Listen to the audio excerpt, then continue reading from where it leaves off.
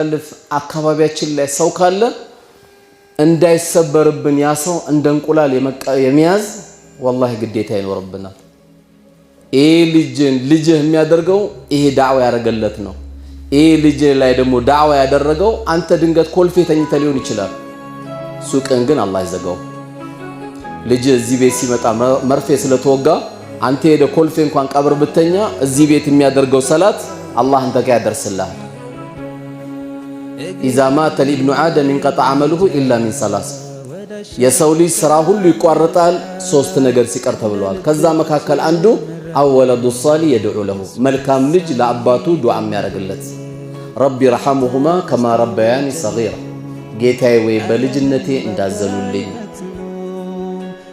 ስሸናባት እንደሸናውባት እንደቻለችኝ ሌሊት ተነስቼ ከእንቅልፍ ስትነሳ ሳትነሳ ከእንቅልፍ ያስነሳዋት ጡቷን የቧጨርኳት ሰርግ ቤት ልትሄድ ስትል ያስቀረዋት ከለቅሶ ከሚደረገው ማህበራዊ ጉዳይ ያስቀረዋት እናቴ ቀብር ተኝታለች ብሎ እዚህ ጋር ሁለት ረካ ሰግዶ ዱዓ ሲያደርግላት አልহামዱሊላህ የመርካቶ ሱቅ ይዘጋል አይመለከትም ወራሽ ወስዶታል። እዚህ ቤት የተውከው ልጅ ግን ኢላ የውመል ቂያማ ልጅ ባንተ ዘር እስኪያበቃ ድረስ ቀብር እስኪገቡ ድረስ ሱቅ አልተዘጋም። ከዚህ በለጠ ብስራት ምን አለ? ቁም ነገሩ 9 መውለድ አንድ መውለድ አንዳንዴ ማለ መውለድ አይደለም። አላህ የራሱ ህክማ አለው። አልহামዱሊላህ 9 ልጅ አለኝ ስትለው 9 ክብሪት ነው የሚሆንብህ በጥሩ ካላሳደግ 9 ስላለ አይደለም። አንድ ወንድሜ ደግሞ ተመኝቶ አንድ ልጅ ስላጣ አላህ ፈልጎልህ ነው። በልጅ እንዳትቀጣ ስለፈለኩኝ እኔ አንተን ስለፈለኩኝ ብሎ ነው እንጂ አላህ የፈለገውን መንታ ይሰጠዋል።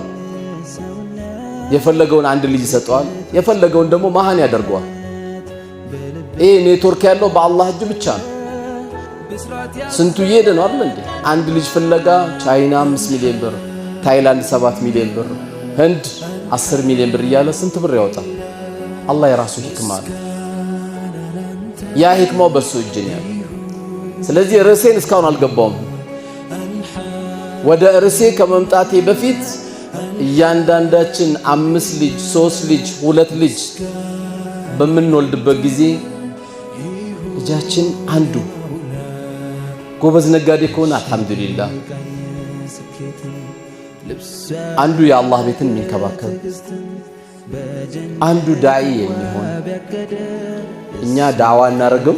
እንግዲህ የዛሬው የተሰጠኝ ርዕስ አላህ Subhanahu Wa Ta'ala በዱንያ ላይ ማንም ደረጃቸውን የማያወርድባቸው የፈለገ ዱንያ ላይ ታዋቂ የሆነ ሰው እንኳን በገንዘብ ቢታወቅ ዓሊም ነው ተብሎ ከፍ ቢደረግ የጠቅላይ ሚኒስቴር አማካሪን እንኳን ቢባል ጠቅላይ ሚኒስቴርም ቢሆን ያውን ላያገኝ የሚችልበት የዚህ አይነት ደረጃ በዱንያ ላይ አላህ ሰጥቶኛል ብሎ ከፍ ብሎ የማይታይበት አላህ ዱንያ ላይ ከሰጠን ትልቁ ነገር ወላጆቻችን ናቸው። በተለያየ አጋጣሚ መልእክቱን ለማድረስ ሞክረናል።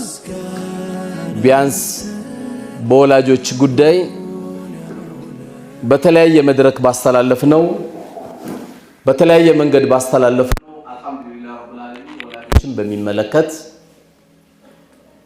እኛ በሃይማኖታችን እንደዚህ አይነት መልእክትን መስማት አልቻልንም በማለት የሌላው እምነት ተከታይ ያዳምጠው ወደ 24 ሚሊዮን ስለናቶች ተደምጧል። አልহামዱሊላህ በየትኛውም አጋጣሚ አላህ ይሰማል ካላለ በስተቀር ይህን ቁጥር ማግኘት የምትችሉ አይደለምና አልহামዱሊላህ ሌሎችም ቢሆን ቦርቡሮ ስለ ህይወታችን ያለንበት ነገር ሁሉ የሚነግረን ቢኖር ኢስላም ብቻ ነው። አፍንጫችን ይዘን ከምንገባበት ሽንት ቤት አንስቶ እስከምንኖርበት ህይወት ድረስ መመሪያ ያለው ዲን ነው። በጣም በሚገርም ሁኔታ አራስ ቤት ለሄደች ለወለደች እህቴ የሚደረግ ዚክር የተለየ ነው። ታዚያ ለደረሰበት ወንድሜ የሚደረግ ዚክር የተለየ ነው። አዲስ ልብስ እንለብስና አሮጌ ልብስ እንለብስ የሚደረግ ዚክር የተለየ ነው። አዲስ ቤት ስንገባ የሚደረገው ዚክር የተለየ ነው። ከቤታችን ስንወጣ የተለየ ነው፣ ስንገባ የተለየ ነው። መስጊድ ስንገባ የተለየ ነው፣ ስንወጣ የተለየ ነው። አዲስ ሙሽራ ስናይ የምናደርገው ዱዓ የተለየ ነው። የትኛውም ዲን ከእስላም ውጪ የተናገረ የለም። የትኛው እኔ በጣም ደግሞ የሚያጅበኝ ለአሮጌና ለአዲስ ልብስ ዚክር የለየ ዲን ነው እኮ። ጠዋት ስትለብስ አልሐምዱሊላህ الذي ከሳኒ ሐዛ ወረዘቀኒ ሚን ገይሪ ሐውል ሚኒ ወላ ቁዋ፣ ያለኔ ኃይልና ብልሃት ይሄን ልብስ ያለበስከኝ ጌታ ምስጋና ይገባ። አለቀ። ጠዋት ስለብስ አዲስ ልብስ ደግሞ ስለብስ አዲስ ዚክር አለ። اللهم لك الحمد أنت كسوتني أسألك من خير وخير ما صنع له وأعوذ بك من شر وشر ما صنع له። አንተ አዲስ ልብስ ያለበስከኝ ጌታ ሆይ ይሄ ዛሬ የገዛሁት የለበስኩት አዲስ ልብስ መጥፎ ነገር ካለ ባንተ ተጠበቃለሁ፣ ኸይሩም ካለ ካንተ ከጅላለሁ። አንድ ቀን ነው የምታደርገው ይሄን ዚክር። አይገርምም? አዲስ የገዛ ብቻ ቀን እንዲህ ያሟላ ዲን የለም። ይሄን ያነሳው ለምንድን ነው? እነዚህ ትንንሽ ናቸው የምንላቸው በዚህ አይነት መልኩ ከታዘዝን ስለ እናትና ስለ አባትማ ተነግሮ ያበቃ። እንደ ኢስላም ስለ እናትና ስለ አባት የነገረ የለም የሚናገርም የለም። ሰው እናትን አክብሩ ሊል ይችላል። ሰዎች እናታቸውን አክብር አባትን አክብር ሊል ይችላል። በእስልምና ግን እናት አክብር አባት አክብር አይደለም፣ ትእዛዝ ነው። ማክበር ሳይሆን ትእዛዝ የምትፈጽመው ነው። እናት ማክበር አለማክበር፣ አባት ማክበር አለማክበር ምርጫ አይደለም። እኛ እንደዚህ ሄደን ምን መክሮ የለም። እንደ ኢስላም ምርጫ የለውም። አላህ ለእናትና ለአባት ምርጫ አለመኖሩን ማረጋገጫ የሌላ እምነት ተከታይ እንኳን ቢሆኑ እናትና አባቶቻችሁ ወሳሂቡሁማ ፊ ዱንያ ማዕሩፍ። እናቴ አመመሽ ወይ? መጣውልሽ እናቴ። እናቴ አስቤዛ አልተሟላልሽም? መጣው እናቴ። ምንድነው ደበረሽ? ሐኪም ቤት ልውሰድሽ እናቴ? የፈለገ እምነት ተከታይቱ ወሳሂቡሁማ ፊ ዱንያ ማዕሩፍ። አንተ ያለ ላይርባት፣ አንተ ያለ ላይጠማት፣ አንተ ያለች ላትከጅል በሃይማኖት ጉዳይ ብቻ ሲመጡብህ ለኩም ዲኑኩም ወሊየ ዲን። እናቴ አንቺም በሃይማኖትሽ ነሽ፣ እኔም አላህ አዞኝ ነው። አንቺ የምታመልከው አዞሽ አይደል? አዎ፣ እዚህ ጋር መለያችን ነው እናቴ። ከዚህ ውጭ ግን በሃይማኖት ጉዳይ በስተቀር እኔ አንቺን እንድኸድም ካንቺ ጎን እንድቆም ስላንቺ ማንነት እንድከታተል አላህ አዞኛል። ድንገት እናትም ሻሃዳ እንዳትይዝ ያረከው እኮ አንተ ልትሆን ትችላለህ። ለምን? ገምጫጫ የሆነ ባህሪ እሷ ጋር እያሳየው ነው። የሆነ ነገር አድርግ ስትባል ትላለህ። ስልክ ስትደውልልህ አታነሳላትም። እንደውም እሷ የሌላ እምነት ተከታይ ስትሆን ሜዳ ላይ እስልምና ማሳየት አለብህ። ሁሉም ሐጃ ከሷ በኋላ፣ ሁሉም ሐጃ ከሱ በኋላ። ከነሱ በላይ ሐጃ የለንም ዱንያ ላይ። ለምን? የነሱ ቃና አንቱ የአላህ መላእክተኛ ወይ አባቴ ገንዘቤን ይከጅላል፣ አባቴ ገንዘቤን ይከጅላል፣ ሊወስድብኝ ይከጅላል ሲላቸው ምን ይገርማል? እሱን ያሉት ገንዘብም አንተም የሱ ነው ያሉት። እሱ ለገንዘቡ ክስ ሊያቀርብ ነበረ። ስለ ብሩ ሳይሆን አንተም የሱ ቃና ነው ያሉት። አላህ ሱብሓነሁ ወተዓላ እንግዲህ አጠገብ ብዙ አባት ብዙ እናት ቀብር ገብተዋል። አላህ ቀብራቸውን አላህ ያሳምረው፣ ረውደቱ ሚን ሪያዲል ጀና አላህ ያርጋቸው። እኛም እንግዲህ ቀብር ገብተን የማይረሱ ልጆች አላህ ይስጠን። ያው በዛም በዚህ ማለቁ አይቀርም። ወደድንም ጠላንም እቺ ዱንያ ማለቁ አይቀርም። ሰዎች ቢያፈቅሯትም ባያፈቅሯትም ቁል መታዕ ዱንያ ቀሊል ነው ያለ አላህ። የዚህች ቅርቢቷ ትንሽ ናት ነው ያለ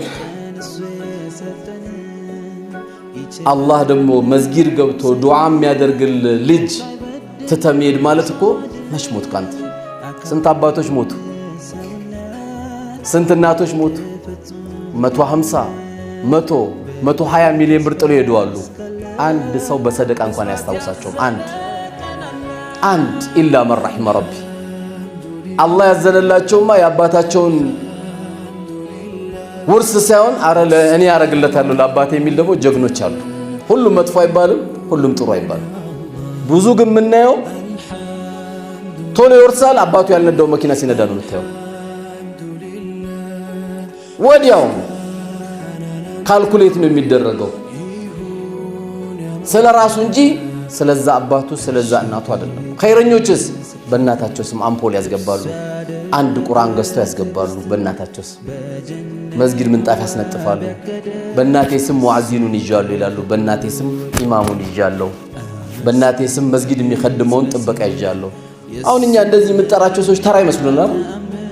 ተራ ኢማም ሲባል ተራ ለምን 00 መኪና የለውም? 00 መኪና የለውም። ሙአዚን ሲባል ተራ ይመስለናል። ዱንያ ላይ እኮ እንደ ሙአዚን እኮ ትልቅ ጥሪ የሚያደርግ የለም። ወደ ስኬት ኑ የሚለው ሙአዚን ብቻ ነው እኮ ሌላ የለም። ሌላ ወደ ሺሻ ኑ፣ ወደ ጫት ኑ፣ ወደ ድብድብ ኑ፣ ወደ ሲኒማ ኑ፣ ወደ ድራፍት ቤት ኑ እያለ ነው ጥሪ የሚያደርገው። ብር ልጭ አድርጎ ድርግም አድርጎልህ ዲኮር አብርቶልህ ይጠራል። ብርን ትከፍላለህ፣ ትንገዳገዳለህ፣ ትቦ ውስጥ ትወድቃለህ። ለአራት ተሸክሞ አልጋ ላይ ይወረውራል በገዛ ገንዘብ።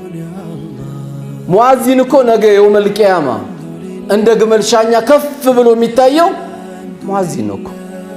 አይገርምም? ሙጃሂዲንን በልጦ አላህ ያሳያችሁ። እንደ ህይወትን መስጠት የበለጠ እኮ የለም አይደል? ከነዚህ በልጦ ግን ነገ የውመል ቂያማ እንደ ግመል ሻኛ ሙአዚን ይታያል። በቃ የኛ ሀገር ሙአዚን ደግሞ አንጀት ነው የሚበሉት። ማንም ጓደኛ የላቸውም። ደሞዛቸው 4000 ነው። ለብድር አያመቹ፣ ለብፌ አያመቹ። የ15 ብር ደግሞ ሱፍ አይለብሱ። ማን ያቸው? ማን ነው ከማካከላችን ሙአዚኑ ጓደኛዬ ነው፣ ትዳሬ ላይ ችግር ሲፈጠር ይጃማከዋለሁ፣ ኢማማችን ጓደኛዬ ናቸው፣ የሆድ ጓደኛዬ ናቸው፣ ችግር ሲፈጠር ይጃማከራቸዋል። ስራዬ ላይ እንደዚህ አይነት ቢዝነስ ሲመጣ እንዳይሳሳትና ቤቴ ሐራም እንዳይገባ ኢማሜን አማክራል። ማን አለ ነው? የዚህ አይነት ሰው አለ ከሌለ ባዶ የሆነ ሰው እኮ ሊኖር ይገባል። የሆነ ሰው ሲጨንቀው እንኳን ጠንቋይ ያለው ጠንቋይ ሊያጭበረብረው፣ ሊያምታታው፣ ሊያፋታው፣ ገንዘቡን ሊዘርፈው ጠንቋይ ይዛል። ኢማሙ ሙአዚኑ ይቅር ካልክ ደግሞ ብልሆች ጓደኛ የሚያደርጉት ማንም መሰለ? እናታቸው። ብልሆች አባታቸው ጓደኛ ያደርጋሉ። ባባ እንደዚህ ተፈጠረ በትግስት ላይ ሳጥናችን ለፈተና በእኛ ጭንቅላት ቻሮጊት ጋር እንዴት አድርጌ ነው የሽማግሌ ጋር እንዴት ነው ይገባላው? ሽራንተም ከዘራ መያዝ አይቀርም፣ ወደዛ ጀማዓ መግባት አይቀርም። ሱነት አላህ ይከውን ነው። መቼ ነው እናትን ጓደኛ ያደረካት? አንዳንድ የሚያሳዝኑ ጠቦች አሉ። ምንድን ይጣላችሁ? አይ እናቷ ጋር ሊል ብላኝ እኮ አስቸገረች። በተቃራኒ ደግሞ ተሰማኝ። አይ አባቷ ጋር ሂጅ ሲሄድ ምነው አመሸ ብላ ያለ እንደወረደ ሚስት እናቴ ጋር ሊል ካለች አብስራት ያዘለናል ምንድነው ናከዱንያን ትልቅ ያደረገው እናቷን አይካፈንጣለች።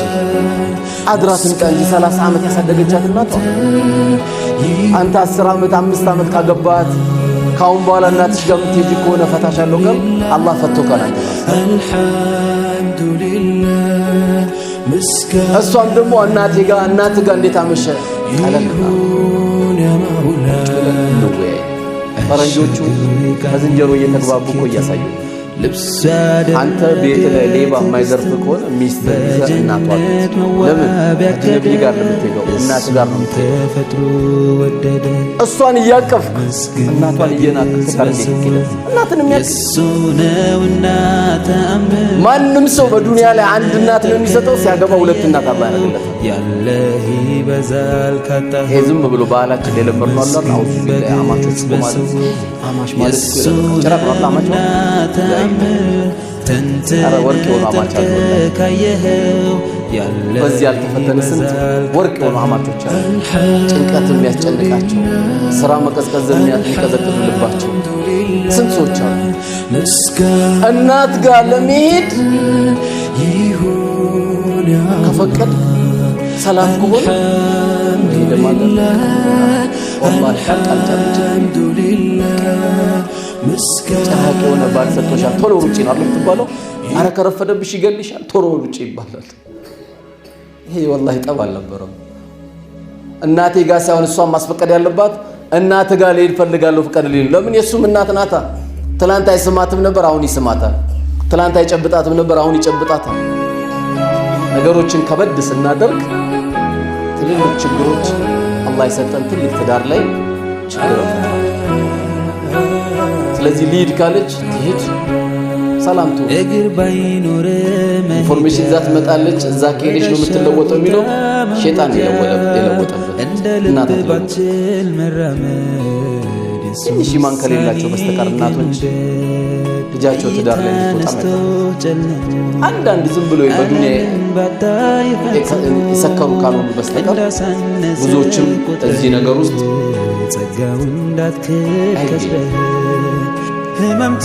እናቴ ጋር ልጅ እያለች ቤታችን ጠመቋት የለም። አባቴ ጋር ልሄድ ነው፣ አባቴ ጋር አምሽቼ ነው።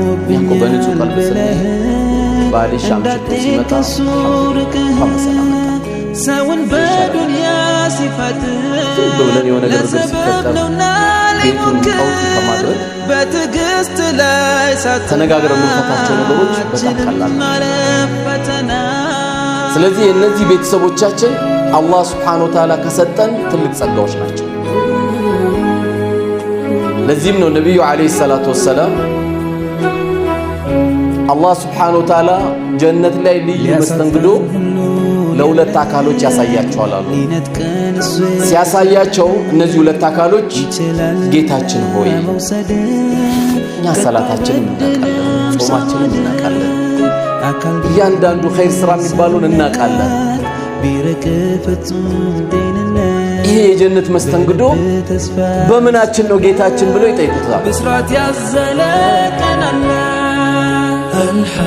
ነብዩ አለይሂ ሰላቱ ወሰላም በሐዲሳቸው ምናሉ ይህ መስተንግዶ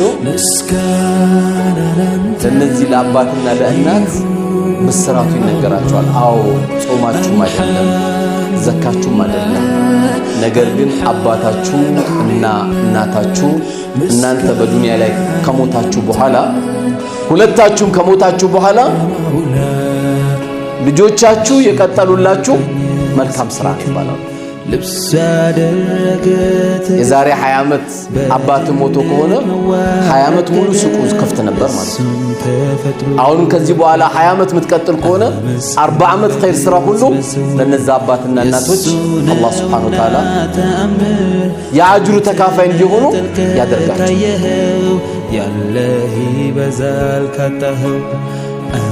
ስለዚህ ልጅ አባትና እናት በሚሞቱበት ጊዜ የማይቋረጥ ስራ ዛሬ ማስቀመጥ ያስፈልጋል። የዚህ ቤት ፍቅር እነዚህ ልጆች ከሰጠናቸው ወላሂ ትልቅ ነገር አውሳላል። ለዚህ ነው አንድ አባት ለልጆቹ ኮስያ ይናገራል። 100 ሚሊዮን ብር ጥዬላቸዋለሁ፣ አንተ 30% ውሰድ፣ አንተ 20% ውሰድ፣ አንተ 10% ውሰድ ማለት አይችልም። ከሱ የሚጠበቀው ምንድነው? መሞት ብቻ። መመደብ አይችልም። ቁርአኑ መድቦ ጨርሷል። ካለ አካባቢያችን ላይ ሰው ካለ እንዳይሰበርብን ያ ሰው እንደንቁል አዲስ ልብስ እንለብስና አሮጌ ልብስ እንለብስ የሚደረግ ዚክር የተለየ ነው። አዲስ ቤት ስንገባ የሚደረገው ዚክር የተለየ ነው። ከቤታችን ስንወጣ የተለየ ነው፣ ስንገባ የተለየ ነው። መስጊድ ስንገባ የተለየ ነው፣ ስንወጣ የተለየ ነው። አዲስ ሙሽራ ስናይ የምናደርገው